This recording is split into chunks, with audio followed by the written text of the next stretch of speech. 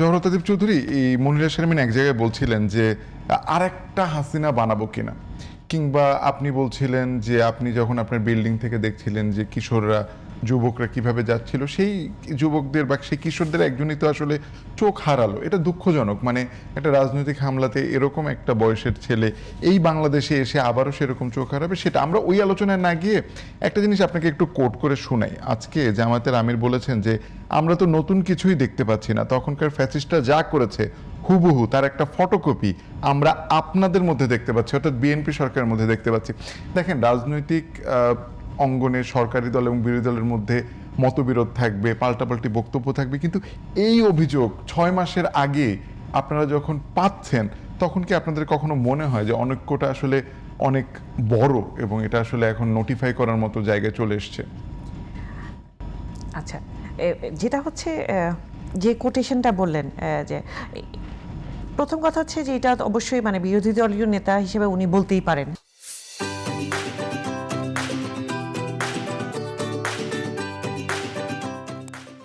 এবং এটাও মানে এখন এই শুধু যে এখন উনি বলেছে তা কিন্তু না, এটা আমরা যে মানে কোনো কিছুতে পান থেকে চুন খসলে আমরা শুনি যে এই তো ফেসিস্ট হয়ে গেল।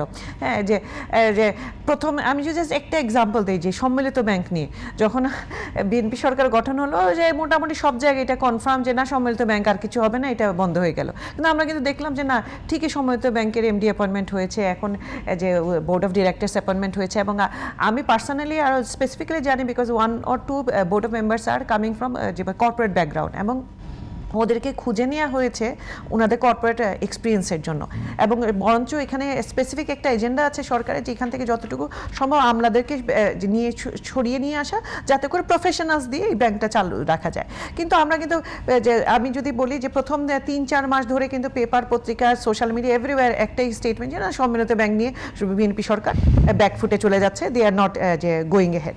সো এরকম করে প্রত্যেকটা এক্সাম্পলে আমরা একটা কমপ্লেন যে ফেসিস্ট হয়ে গেলেন। আসলে ফেসিস্ট তো এত সহজ কথা না, এটাও আমাদেরকে বুঝতে হবে যে 5 মাসে বিএনপি সরকার যা যা করেছে, টু বি অনেস্ট স্পিড নিয়ে এখন অনেক কমপ্লেন হয়, হ্যাঁ কেন এই আইনটা এত জলদি পাশ করা হলো। বাট আমাকে মানে ইটস লাইক যে উভয় সংকটের অবস্থা। আমার দেশে যে কর্মসংস্থান তৈরি করতে হলে আমাকে আর্জেন্ট বেসিসে আমাকে কিন্তু ইনভেস্টমেন্ট ফ্রেন্ডলি একটা ডেস্টিনেশন হিসেবে তৈরি করতে হবে, দেশকে প্রেজেন্ট করতে হবে। তারপর একটা যে কোনো, আমি যদি ফরেন ইনভেস্টরদের কথা বলি, তাদের একটা ডিসিশন নিতে মানে 12 মাস থেকে 18 মাস সময় লাগে ওদের যে ভ্যালু চেইনে একটা জিনিস অ্যাপ্রুভ করার জন্য। আমি যদি বসে থাকি, বাংলাদেশ যদি সময় দিতে চাই সব কিছুতে, তাহলে কিন্তু আবার আমার পেসটা কমে গেল, দেখা গেল ওই ডিসিশনগুলো অন্যদিকে চলে যাবে। সো এখন এটা আমার কাছে মনে হচ্ছে যে আমি যখন দেখলাম যে ইনভেস্ট বাংলাদেশ আইনটা আমরা নিয়ে আসছি, তখন আবার কমপ্লেন হচ্ছে কেন এত তাড়াহুড়া। যখন আমরা মানে যে প্রত্যেকটা যা যা আইনই পাস হয়েছে এই যে সেকেন্ড অধিবেশনে, সবগুলোর পিছনে একটা কমপ্লেন ছিল যে তাড়াহুড়া কেন। তাড়াহুড়ার তো অনেকগুলো রিজন আছে।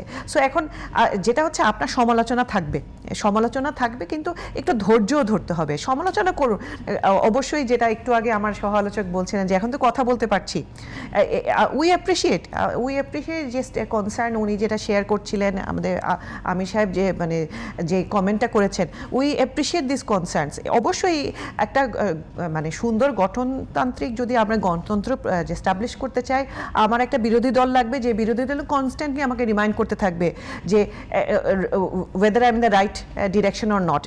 ক্রিটিসিজম থাকবে, এখন প্রত্যেকটা ক্রিটিসিজমকেই যে আমার একদম ধরে নিতে হবে যে 100% অ্যাকুরেট, তা না।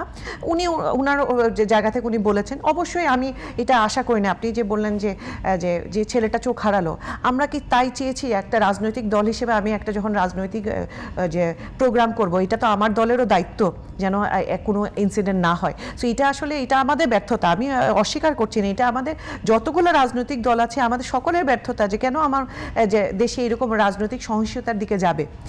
এখানে আমাদের সবারই দায়িত্বশীলতার পরিচয় দিতে হবে।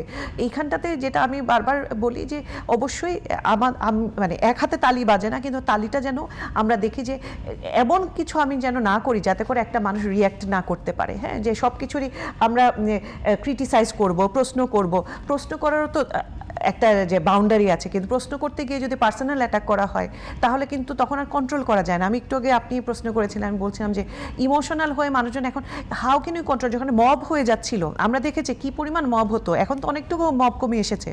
তো মবগুলো কেন হয়, কেন কন্ট্রোল করা যায় না? বিকজ তখন একটা দাবানলের মতো ছড়িয়ে পড়ে, আপনি কাকে রেখে কাকে কন্ট্রোল করবেন? সো এই যে ছেলেটা চোখ হারালো, নিশ্চয়ই এমন একটা সিচুয়েশন ক্রিয়েট হয়েছে, তো আমি করতে দিলাম কেন, আমি ওইরকম বিহেভিয়ার করব কেন যাতে করে এরকম যে আনএক্সপেক্টেড সিচুয়েশন ক্রিয়েট হয় যেখানে এরকম আউট অফ কন্ট্রোল বিহেভিয়ারে চলে যায় মানুষ, যেখানে যে একজন একজনকে অ্যাটাক করবে।